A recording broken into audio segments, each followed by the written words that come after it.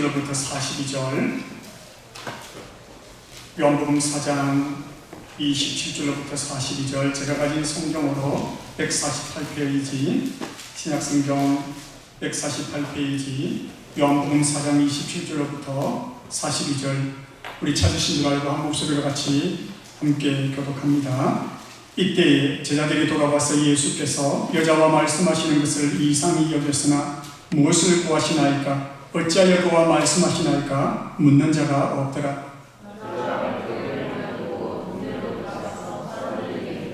내가 행한 모든 일을 내게 말한 사람을 보아서 보라. 이는 그리스도가 아니냐니. 그 사이에 제자들이 청하여 이르되 랍비여 잡수소서. 제자들에서도 말하되 누가 잡수실 것을 갖다 드리는가 하니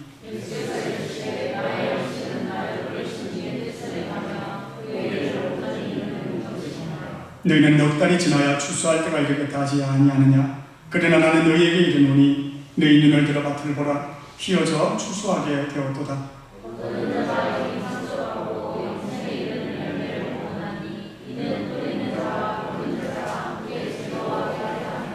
그런즉 한 사람이 심고 다른 사람이 거둔다는 말이 옳도다.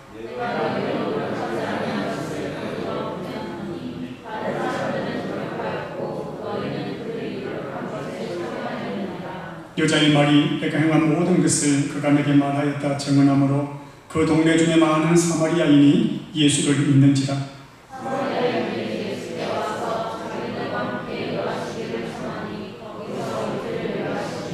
예수의 말씀으로 말미암아 믿는 자도 많아.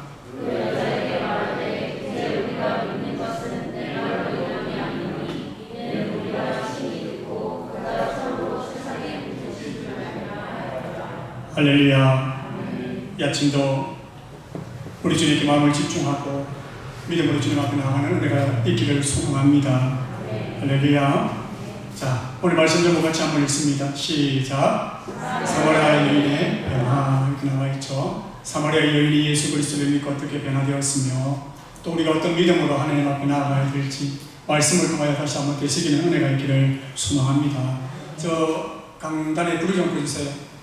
강단에 불을 좀 꺼주시고 잠깐 짧은 동영상을 하나 보기를 원합니다.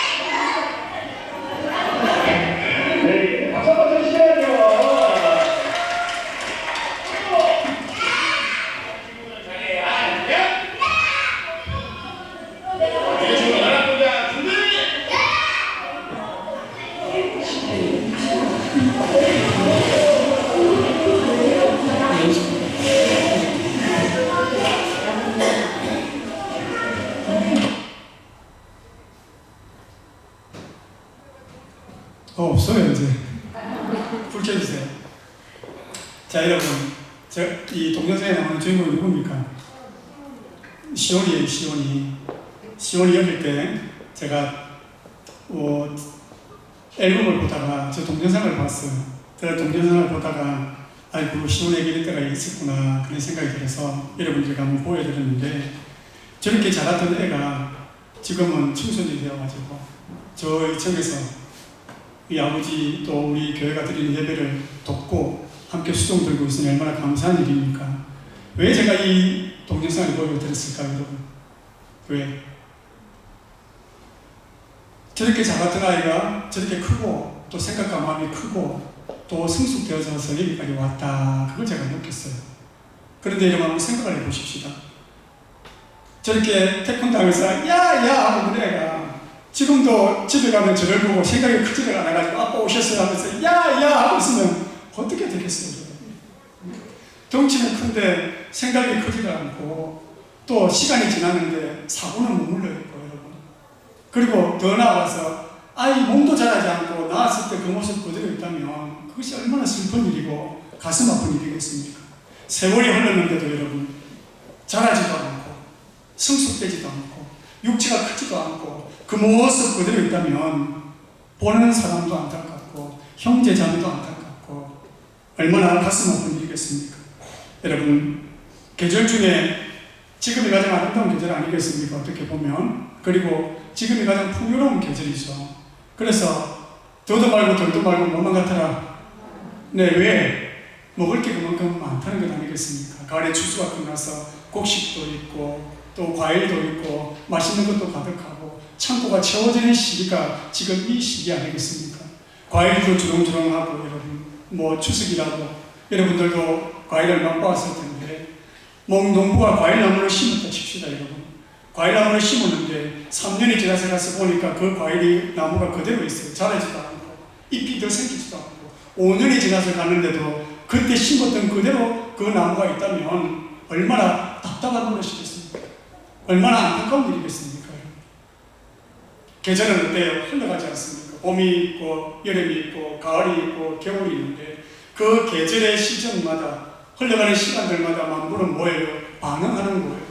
시간의 흐름과 계절의 흐름에 따라서 뭐예요? 자연 만물도 함께 변화되어서 갑니다.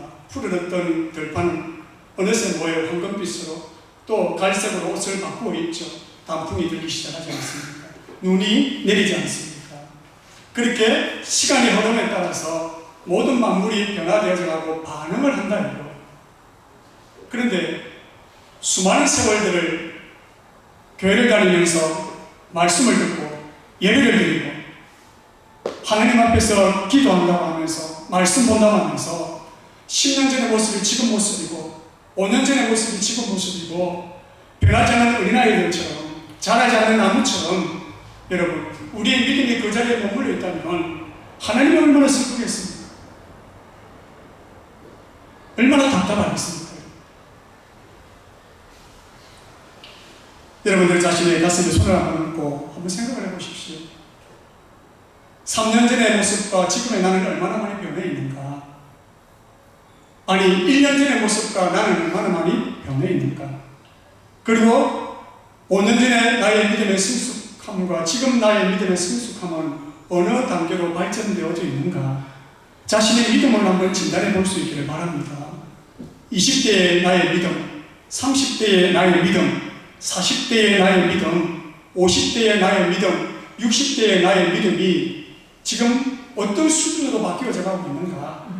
여러분, 시간을 흘러가고 주님 만날 날이 가까워져 가는데 익지도 않고 자라지도 않고 깊어지지도 않고 성숙되지도 않고 여전히 세속적인 생각들, 변화되지 않는 성품들, 다듬어지지 않은 말과 언어와 행동과 행위들로서 여러분 우리가 주님 앞에 슬픔을 드리고 있다면 얼마나 안타깝겠는가? 여러분 자라지 못하는 나무는 어떤 나무예요? 10년이 지나도 20년이 지나도 자라지 않는 나무는 어떤 나무일까요? 분명히 병든 나무일 것입니다. 자라지 않는 나무는 이상이 있는 나무예요. 일단 나무가 땅에 심기오면 물이 있고 온도가 적절하고 바람이 불고 햇빛이 나면 반드시 뭐예요? 자라게 되어 있습니다. 나무.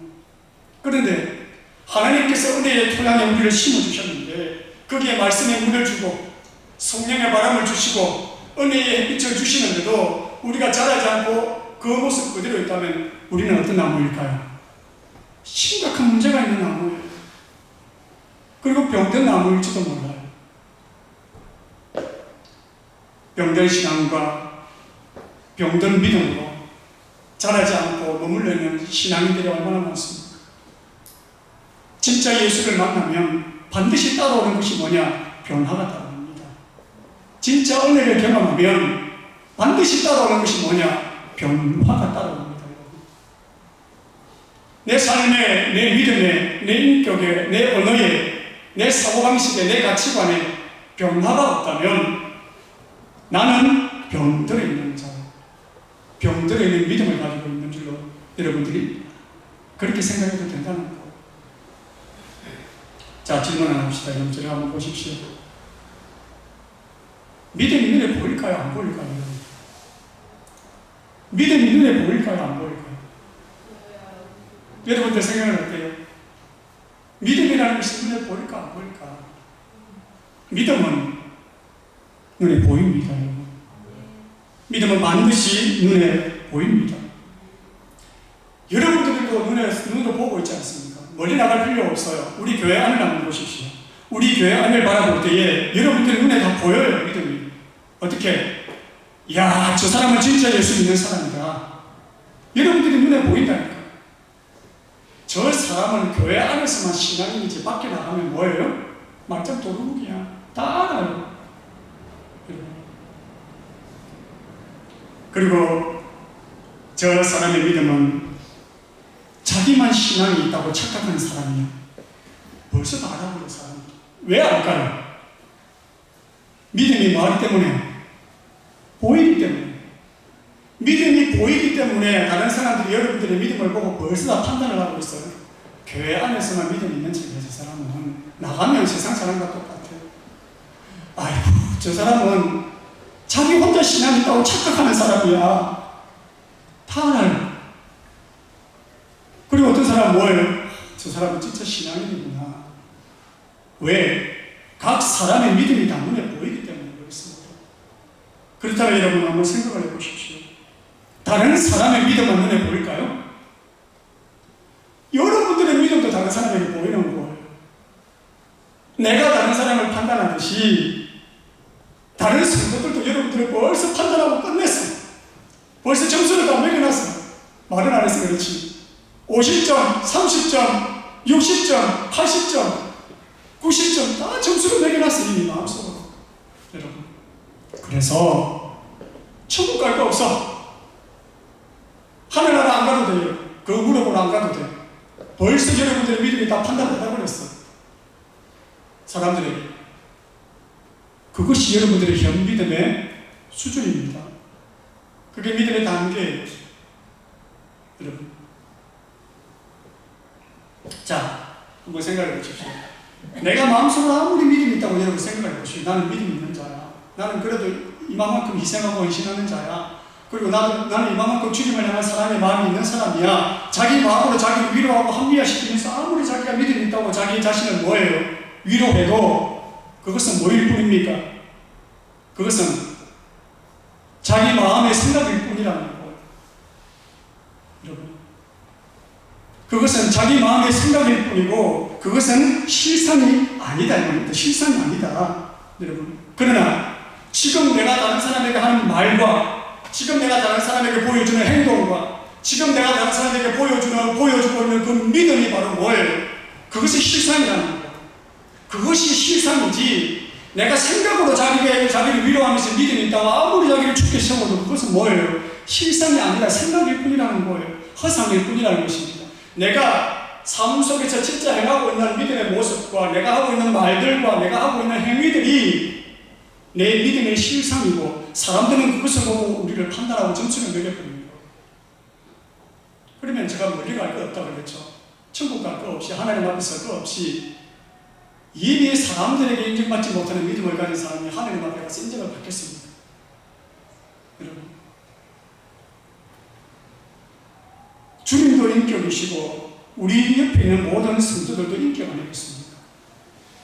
나와는 다른 인격이 나를 바라보고 있는 그 믿음의 점수가 바로 나의 믿음의 점수라는 거예요. 여러분들의 생각이 믿음의 점수가 아니라 사람들이 바라보고 있는 그것이 여러분들의 믿음의 수준이고 실상이라는 것입니다. 왜? 생각은 추상적이기 때문에. 그러나 실상은 현실이라는 말이죠.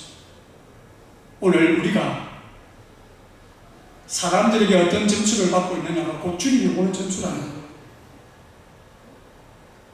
말과 행동과 성품과 인격과 삶 속에서 살아가는 믿음의 모습이야말로 오늘 저와 여러분들의 믿음의 실상이요 현주소다. 그렇기 때문에 오늘 저와 여러분들이 어디에 더 진실함으로 최선을 다해서 살아가야 할지 분별력을 가질 수 있기를 주님 이름으로 축복합니다. 할렐루야. 오늘날 성도들의 문제가 뭘까요, 여러분? 교회 열심히 나와요. 예배 열심히 드립니다. 그러나 뭐예요? 그 예배와 삶이, 믿음이 삶 속으로 녹아들지 않는 것이 문제 아니겠습니까? 교회 안에서만 신앙으로 머물러 있는 것이 문제요. 예배당 안에서의 신앙으로 머물러 있는 것이 문제지. 이 교회에서 나가는 순간, 예배당을 벗어나는 순간 뭐예요? 다시 세상의 옷을 입고 여전히 변하지 않는 모습으로 살아가는 것 때문에 세상이 교회를 인정하지 않고 또 우리도 뭐예요? 빛과 소금이 되지 못하고 있는 것이 현실 아니겠습니까? 그렇기 때문에 일상의 삶 속에서 우리의 말과 행동과 언어와 성품과 믿음의 모습들로 사람들에게 선한 영향을 끼치고 하나님을 감동시키는 은혜의 사람들이 되어야 될 줄로 믿습니다. 자, 진짜 예수를 만나면 반드시 뭐가 따라온다고 그랬어요? 변화가 따라온다고 그랬습니다. 진짜 은혜를 받으면 반드시 변화가 따라오게 되어 있어요. 내가 변하지 않는 이유가 뭐냐? 내 신령을 때리는 은혜가 없기 때문에, 내 영혼을 끌고 가는 하나님의 은혜가 없기 때문에, 내 자아와 의지와 가치관을 뒤흔들고 끌고 가는 하나님의 강권하시는 그 은혜를 아직도 내가 만나지 못했기 때문에 나는 여전히 내 고집과 내 혈기와 내 자아로 살아가는 거예요. 그래서 예수 만나기를 원해야 됩니다. 진짜 내가 예수를 만난 자인가? 진짜 내가 예수를 믿고 살아가는 자인가? 자기 자신에게 질문을 해야 됩니다, 여러분. 왜? 계절이 흘러가도 자연이 변하는데, 반응을 하는데, 시간이 흘러가는데 우리는 왜 이 깨어지지 않는 신령과 완악하고 완고한 신령으로 변화가 없느냐? 변화가 하나님 앞에서. 사랑하는 성도 여러분, 오늘 본문의 사마리아 여인은 어떤 여인이었습니까? 예수님을 만나고 난 다음에 그의 인생이 변화된 믿음의 모습을 보여주고 있는 자가 바로 이 사마리아 여인인데, 세상의 기준으로 바라볼 때 이 여인은 어떤 여인이라고 그랬어요? 여러분, 남편이 몇 명 있었죠? 남편이 5명 있었습니다. 그리고 지금 살고 있는 남자도 뭐예요? 남편이 아니에요. 남자가 5명이 있었고, 그 다음 지금 또 다른 남자와 살고 있는데 그 남자와는 동거하는 사이예요. 예수님께서 그 여인에게 그렇게 말했지 않습니까? 네 남편을 데려오라. 남편이 없어요. 네 말이 옳다. 우리가 참 남편 5이 있었는데 지금 살고 있는 남편도 네 남편이 아니다. 그냥 동거하는 남자라는 걸. 예수님의 삶의 계산 총결산이에요. 이 여인의 삶을 한마디로 말하면 뭐예요? 남편 5명이 있었고 지금 있는 남자도 남편이 아니다. 성적으로 개방된 21세기에 사는 우리 시대에도 어떤 여인을 바라볼 때 아이고 저 여자는 남편이 5명이 있었대요. 그런데 지금 또 다른 남자와 동거를 한대. 그런 여인을 여러분 아름다운 눈으로 기특하고 가격한 눈으로 볼 수 있는 사람이 어디에 있겠습니까? 다 뭐예요? 세상적으로 그거 보겠죠. 지금 이 시대에도 그렇게 보는데, 그렇게 고지식했던 가부장적 시대였던 그 예수님 시대의 이 여인의 삶은 기구한 운명 아니겠습니까? 무엇으로 자기를 드러낼 수 있겠습니까? 이 여인이. 그런데 그 여인을 만나기 위해서 예수님께서 오셨다고 말씀을 했습니다. 여인이 물 들어간 시기가 언제였어요? 난 12시에 물을 들어갔습니다. 난 12시는 뭐예요? 팔레스타인 난 12시는 엄청나게 태양빛이 강한 시기예요. 뜨겁고 힘든 시기였기 때문에 그때에 물 들어가는 사람이 없어요. 언제 갑니까? 저녁 무렵에 서늘할 때에 물을 들어가는 거예요. 그런데 이 여인이 그 태양빛이 장렬하는 그 12시에 물 들어갔다는 것은 뭐예요? 사람들에게 노출되기를 뭐한다? 원하지 않는다. 사람들을 만나기를 원하지 않는다. 왜? 자기 자신도 없대요. 자기의 삶을 알고 자기의 초라함을 알기 때문에 사람들과 만나기를 원하지 않는다는 거예요. 즉 위축되어 있는 삶, 부끄러운 삶, 무엇 하나 내에 보일 것 없는 삶을 살았던 여인이 바로 이 여인이라는 거예요. 그녀가 예수님을 만나고 난 다음에 변화가 되는 것입니다. 우리 성경 말씀 한번 봅시다. 요한복음 4장 28절부터 30절 같이 읽습니다. 시작. 여자가 물동이를 버려두고 동네로 들어가서 사람들에게 이르되 내가 행한 모든 일을 내게 말한 사람을 와서 보라. 이는 그리스도가 아니하니 그들이 동네에서 나와 예수께로 오더라. 여기서 여인이 뭘 버려두고 갔다고요?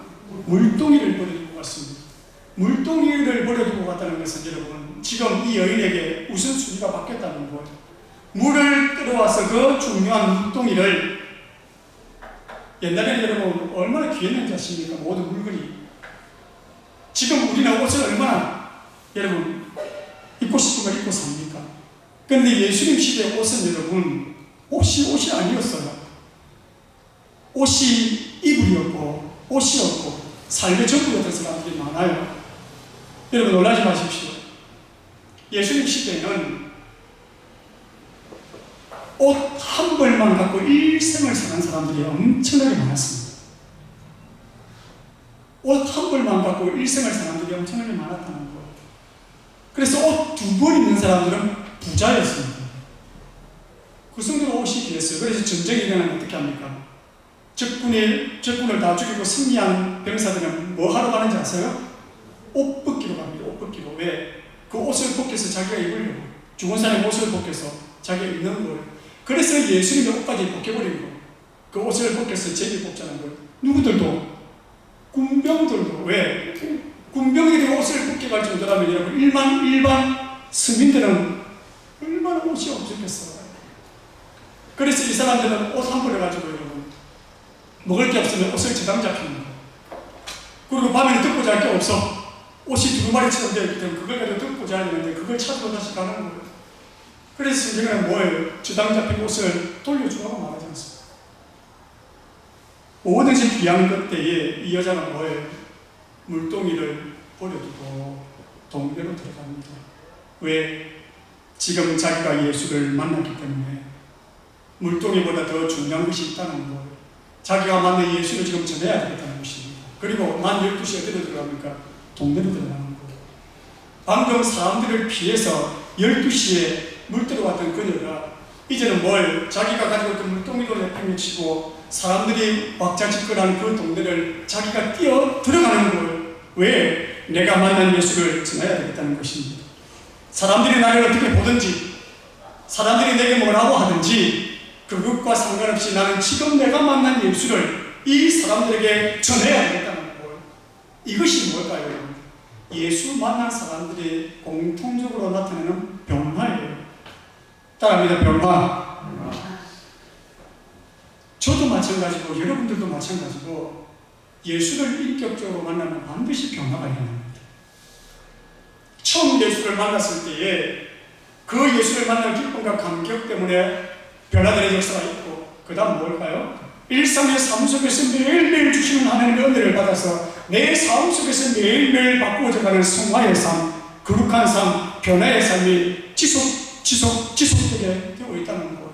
왜 변화가 멈췄느냐? 나와 예수의 만남이 멈춰져 있기 때문에 그래요. 나와 예수의 은혜의 물줄기가 끊어져 있기 때문에 나의 변화는 단절되어 있고 멈추어 있고 정지 상태에 있다는 것입니다.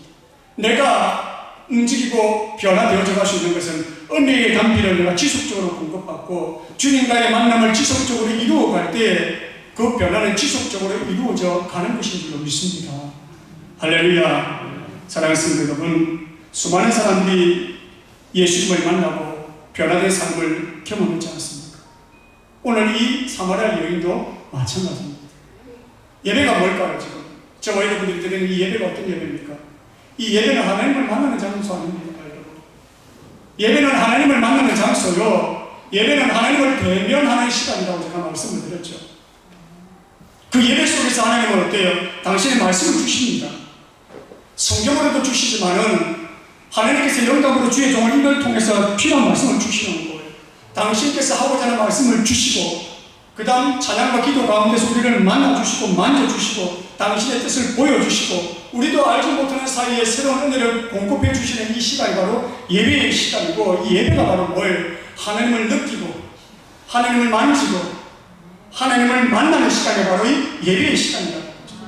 그런데 이 예배를 수도 없이 드리면서 오늘 여러분들이 변화되지 않고 멈추어 있다는 것은 뭘까요? 그 예배가 내게 영향을 미치지 못한다는 거예요. 그래서 나는 늘 언제나 그 자리에 서 있다는 것입니다. 안타깝게도 여러분, 우리 교회는 그런 사람이 없기를 바라는 것이죠, 제 마음이. 그래서 한 명이라도 사람이 많고 제도를 따라서 단 한 명도 나고자가 없이 하늘나라로 입성에 들어가는 것, 하늘나라로 들어가는 것이 저의 목표고 꿈이고 소망이라는 거예요. 그러나 누군지는 알지 못하지만 우리 교회에서도 하늘나라 들어가지 못할 자가 있을지 저는 그게 두렵다는 거예요. 자문을 해야 됩니다. 내가 예수 믿는 자인가? 내가 교회를 다니는 자인가? 여러분, 안타까운 것은 60평생, 70평생 교회 다니고 지옥 가는 사람이 있습니다. 여러분,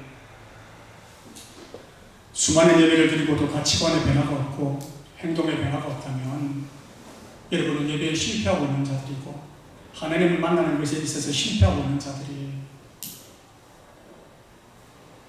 이스라엘 땅에는 지금도 여호와를 믿는 유대인과 알라를 믿는 이 아랍인들 사이에 끊임없는 유혈 전쟁이 벌어지고 있죠. 테러가 일어나고 있습니다. 사망자만 해도 수천 명이 넘었고 부상자만 해도 수천 명이 넘었는데 어린아이들만 해도 수없이 죽어갔어요. 아브라함 시대 이후부터 지금까지 그들은 싸우고 있어요. 그런데 싸우러 갈 때 어떻게 하고 싸우러 갑니까? 유대인들은 하나님께 기도하면서 전쟁에서 이기게 해달라고 기도하고 예배드리고 싸우러 가고, 아랍인들은 뭘? 알라에게 기도하면서 승리하게 해달라고 기도하고 합니다. 알라는 누구예요? 똑같은 하나님이에요. 양쪽 다 기도하면서 싸우고 있으면서 끊임없이 투쟁하고 반복하고 다투고 있죠. 미국 남북전쟁 때는 어떻게 했습니까? 남군과 북군이 싸우지 않습니까? 뭐예요? 이 전쟁 때문에. 남군도 뭐예요? 기도하러 갈 때, 전쟁하러 갈 때 기도하고 갑니다. 북군도 뭐예요? 전쟁할 때 기도하고 갑니다. 그러면서 끊임없이 싸우고 끊임없이 싸우고 끊임없이 싸우는 것이죠. 왜일까요?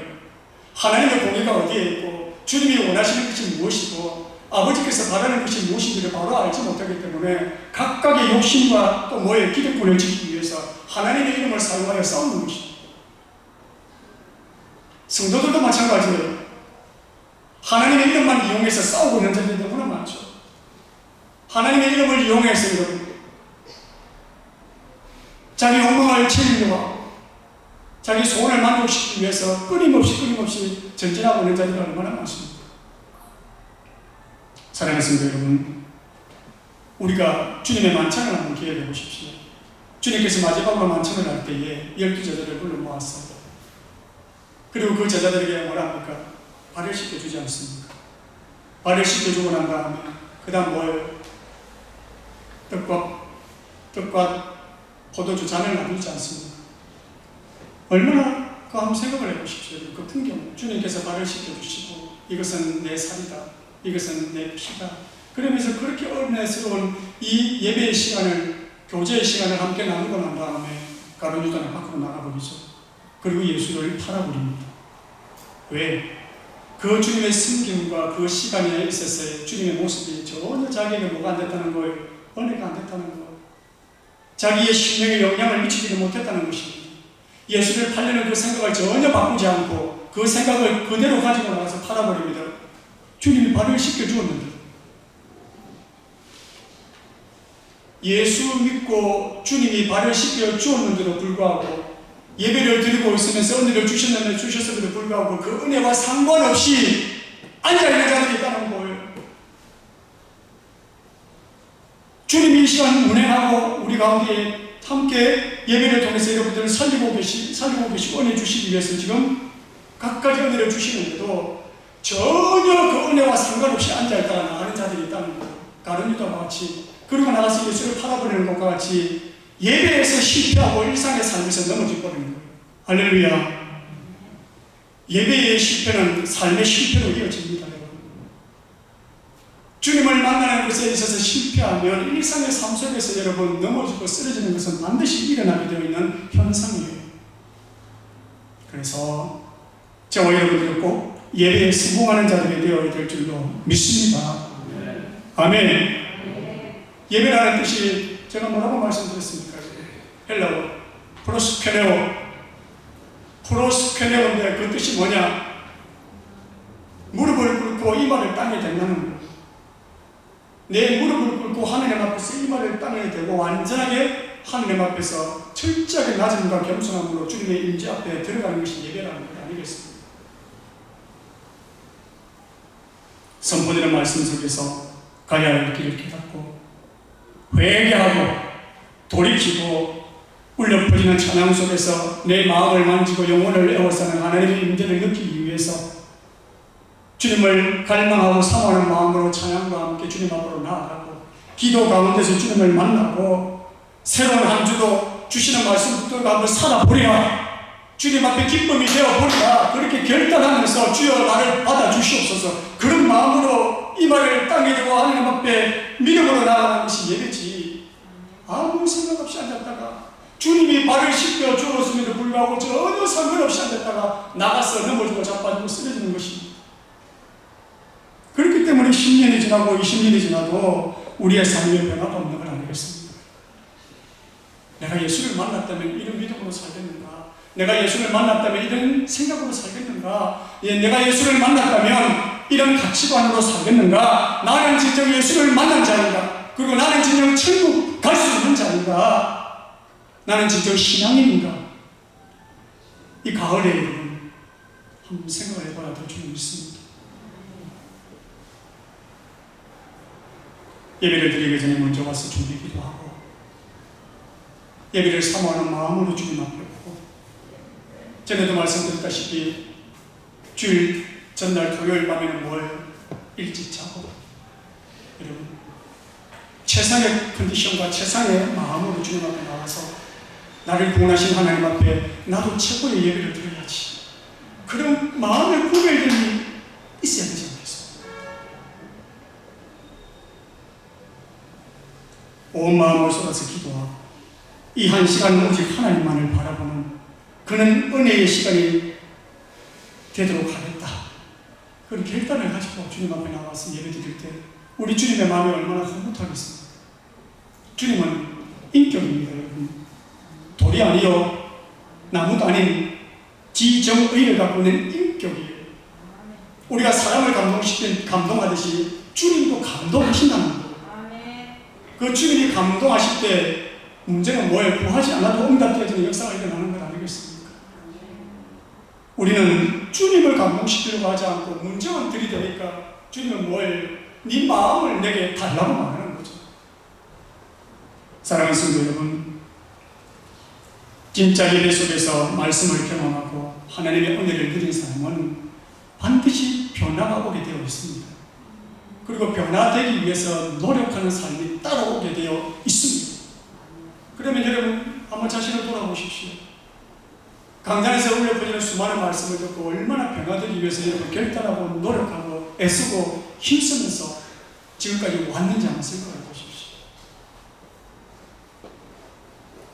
우리가 깊이 명심해야 될 것은 은혜라는 것은, 받은 은혜라는 것은 내가 관리하지 않으면 급격하게 소멸해 버립니다. 여기서 큰 은혜 받았다고 칩시다. 저 밖에 나가는 순간 삿대질 안 하고 광 한번 질러버리면 다 없어져 버립니다. 은혜라는 것은 그 정도로 쉽게 없어져 버리는 것이 은혜입니다. 그래서 마귀는 어때요? 우리가 어떤 은혜를 받았으면 반드시 구멍을 열려고 이랬습니다. 구멍을 열려고. 그래서 예배 가운데 은혜를 받았는데 집에 가기도 전에 다 쏟아버리면서 그런 사람이 있어요. 집에 가 차 안에서 딱 문을 닫았어요. 그리고 어떻게 합니까? 하면서 또 2부를 시작하고 2차전을 시작하고 그냥 집에 도착하기 전에 다 쏟아버리는데, 마귀는 여러분이 생각보다 강하다고 그랬죠. 여러분은 여러분이 생각보다 약하다고 그랬어요. 마귀를 우습게 보면 안 돼요. 여러분 지금 다 멀쩡하게 앉아있죠. 멀쩡하게 지금 경건한 척하고 앉아있습니다. 마귀가 다 알아요. 뭘 아는지 아십니까 여러분? 야야야 저 멀쩡하게 앉아있지. 저 마귀들끼리 이렇게 속삭인다 칩시다. 마귀들끼리 야야야야 자 저기 지나저기 앉아있고 가람이 저기 앉아있지. 멀쩡해 보이잖아. 쟤들 어디에 쿡 쑤시면은 흥분하고 어디에 쿡 쑤시면은 분노하고 어디에 쿡 쑤시면은 원망하고 자빠지는지 나 다 알아. 쟤는 저기만 쿡 쑤셔버리면은 그냥 자빠져. 쟤는 그러면서 자기들끼리 속삭이는 거예요. 마귀가 여러분들의 그 약한 점 어디를 쿡 쑤시면은 혈기가 너무 분노하고 자빠지고 욱 하고 막 쏟아버리고 막 하는지 다 알아요. 쟤는 친구만 갖다 옆에 붙여버리면 끝나. 쟤는 전화 한 통 하면 끝나는 거예요. 쟤는 나오라고 하면. 여러분 다 아는 말. 그것을 뛰어넘지 못하고 있으면 맨날 거기까지 자빠지는 거예요. 그래서 계속 우리는 어디로 돌아야 되는 거예요? 거기를 극복하고 뛰어넘지 못하면 어디로 돌아야 돼? 광야를 돌아야 돼. 광야를 계속 돌아야 돼. 광야를. 그거를 뛰어넘어야만 뭐예요? 하나님이 주시는 가나안 땅으로 들어가서 은혜를 맛볼 텐데 넘어가려 하면 자빠지고 넘어가려 하면 자빠지니까 거기에서 계속 맴돌고 있는 거예요. 결단이 필요한 거 아니겠습니까? 내 이 말씀 붙들고 한번 살아보겠다고, 주님의 은혜의 바다로 내가 한번 노져가겠다고 싸우는 결단과 은혜의 결단이 있어요. 변화되기 위한 은혜가 있어야 될 줄을 믿습니다. 할렐루야. 자, 여기서 예배에 성공했다 칩시다. 성공하고 그 다음 은혜 충만한 믿음으로 일상의 삶을 한 주간 살기 위해서 몸부림치면서 살아간다고 치면 어때요? 은혜가 이어져 가는 거 아니겠습니까? 그리고 일상의 삶에서 뭐예요? 은혜로 살아가기 위해서 몸부림치다가 주일날 예배를 사모하면서 하나님 앞에 내가 이 승리한 믿음으로 가야지, 그러면서 은혜를 사모하고 또 일상의 삶을 살면 또 일상의 삶이 승리로 이어지고 또 승리한 삶은 예배로 이어지고 예배는 또 승리한 일상으로 이어지고 톱니바퀴처럼 물려서 가는 거예요. 예배의 성공이 삶의 성공으로, 삶의 성공은 예배의 성공으로 서로가 서로에게 톱니바퀴처럼 물려나가는 것이지, 여기서 아무 생각 없이 주님의 발을 씻겨줬는데도 아무 생각 없이 나가서 주님을 팔아버리는 가룟유다처럼 나가는 삶에서 자빠지는 것이고, 삶에서 아무 생각 없이 자빠지고 준비되지 않는 믿음으로 예배에 와 있으니까 예배도 뭐예요? 힘들고 은혜가 안 되는 것이고, 그렇게 30년 40년 예수 믿어가지고 무엇이 안 되는 거예요. 오늘 저와 여러분들에게 변화를 향한 갈망이 있기를 축원합니다. 하나님을 향한 믿음으로 삶이라는 은혜의 결단이 다시 한번 우리에게 일어나기를 소망합니다. 말씀 한번 봅시다. 이사야 1장 2절부터 3절 한번 보십시오. 같이 읽습니다. 시작. 하늘이 여들이라 땅이 귀를 기울이라. 여호와께서 말씀하시기를 내가 자식을 양육하였거늘 그들이 나를 거역하였도다. 소는 그 인자를 알고 나귀는 주인의 구비를 알건만은 이스라엘은 알지 못하고 나의 백성은 깨닫지 못하는도다 하셨도다. 소도 나귀도 그 구유를 아는데 가야 할 곳을 아는데 내 백성이 가야 할 곳을 모른다. 너무너무 월통하다. 그래서 하늘이 어둡고 땅이 어두라고 주님께서 말하는 거죠. 그 다음 구절 한번 보십시오. 12절부터 13절 같이 읽습니다. 시작. 너희가 내 앞에 보이러 오니 누가 그것을 너희에게 요구하였느냐? 내 마당만 밟을 뿐이니라. 헛된 재물을 다시 가져오지 말라. 분향은 나의 가정이 여기는 바요 월삭과 안식일과 대회로 모이는 것도 그러하니 성회와 아울러 악을 행하는 것을 내가 견디지 못하겠노라. 성회는 예배를 의미합니다. 예배 드리고 난 다음에 밖에 나가서 또 죄 짓는 것을 내가 못 견디겠다. 그래서 뭐라고 말합니까? 차라리 내 앞에 오지 마라. 양 끌고 오지 말고 소 끌고 오지 말고 제사 드리지 마라. 너희들은 뭐 하는 자다? 내 마당만 밟는 자다. 이렇게 말합니다. 너희들이 드리는 예배가 내게 아무런 감동이 없다. 그냥 마당만 밟고 간다는. 오늘 여러분 우리 석시교회 성도들 중에 예배당 마당만 밟고 가는 자들이 있습니다. 아무 생각 없이 뜻없이 아무 의미 없이 앉아있다가 그냥 마당 한 번 밟고 예배당 한 번 밟고 돌아가는 자들이 있다는 거예요. 주님의 눈에. 그런 믿음에 무슨 영향이 있고 힘이 있고 능력이 있겠습니까? 오늘 살아있는 믿음으로 주님 앞에 나아갈 수 있기를 축복합니다. 너희가 예배를 드렸느냐? 예배에 합당한 삶을 살아라. 말씀답게 살려고 하는 몸부림이라도 좀 보여달라. 성경의 정신과 말씀의 삶을 살아달라는 것이 오늘 주님의 말씀 아니겠습니까?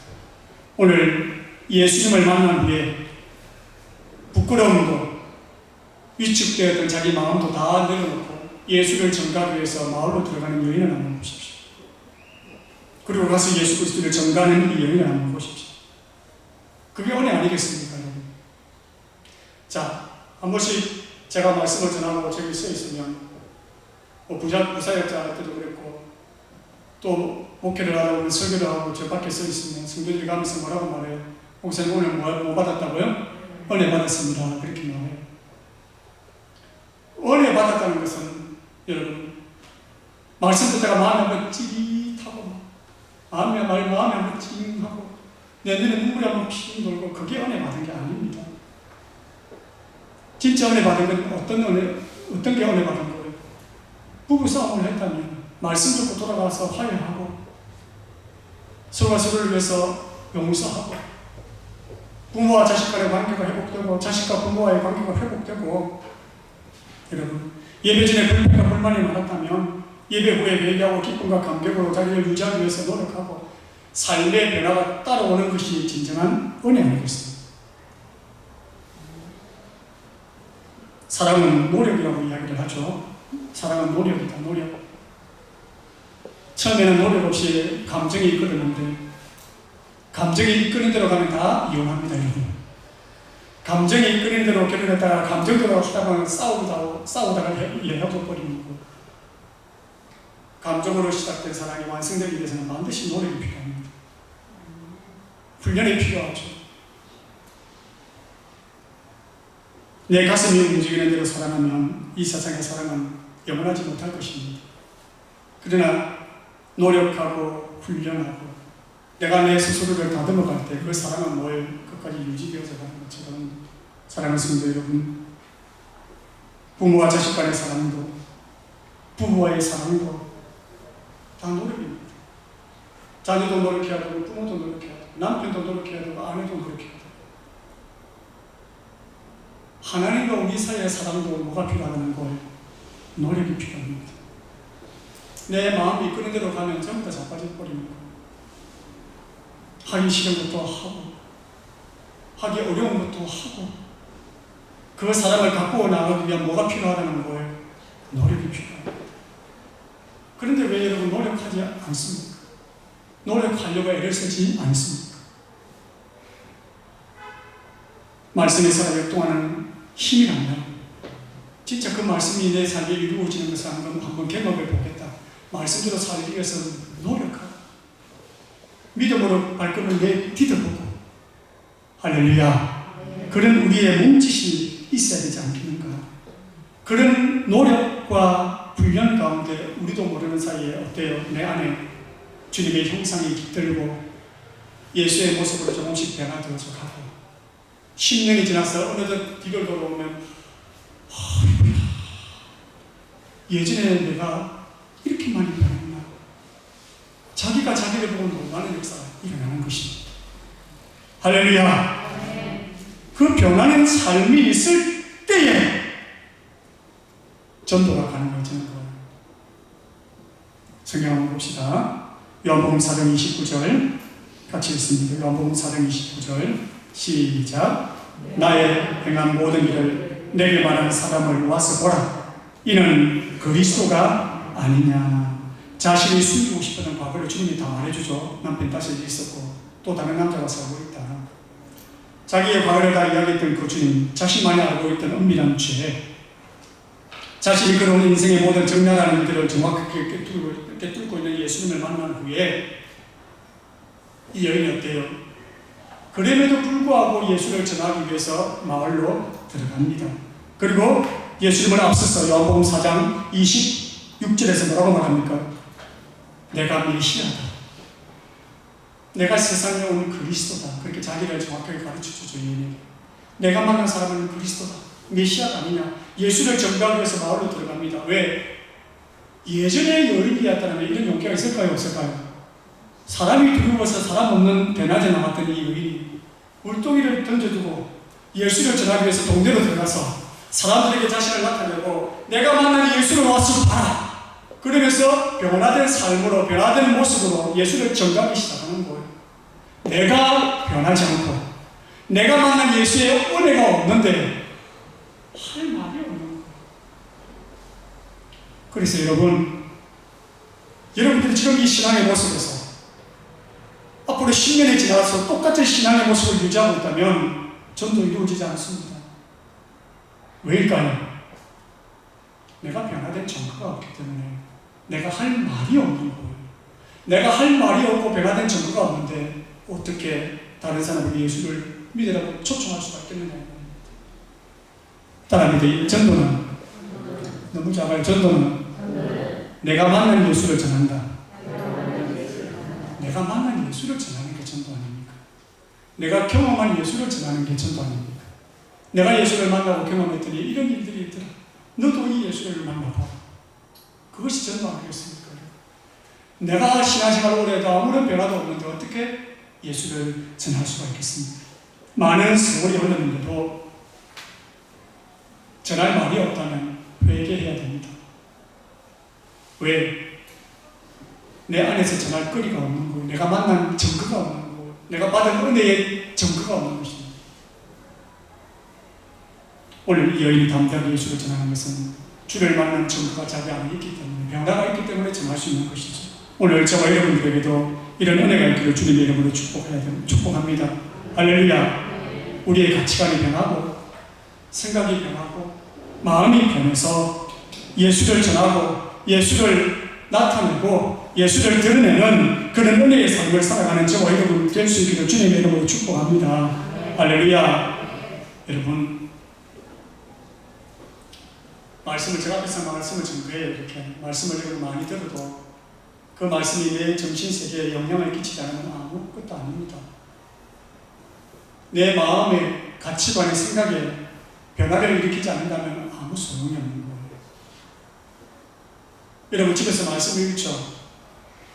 말씀을 읽어도 변화가 없다면 그냥 말씀 읽는 사람이에요. 말씀이 뭐라고 합니까? 여러분? 순종하고 기도하고 충성하고 예수를 사랑해라. 그런데 말씀을 많이 읽어도 변화가 없다면 그냥 읽는 사람이에요. 기도를 하는데 변화가 없어 그냥 기도만 하는 사람이에요.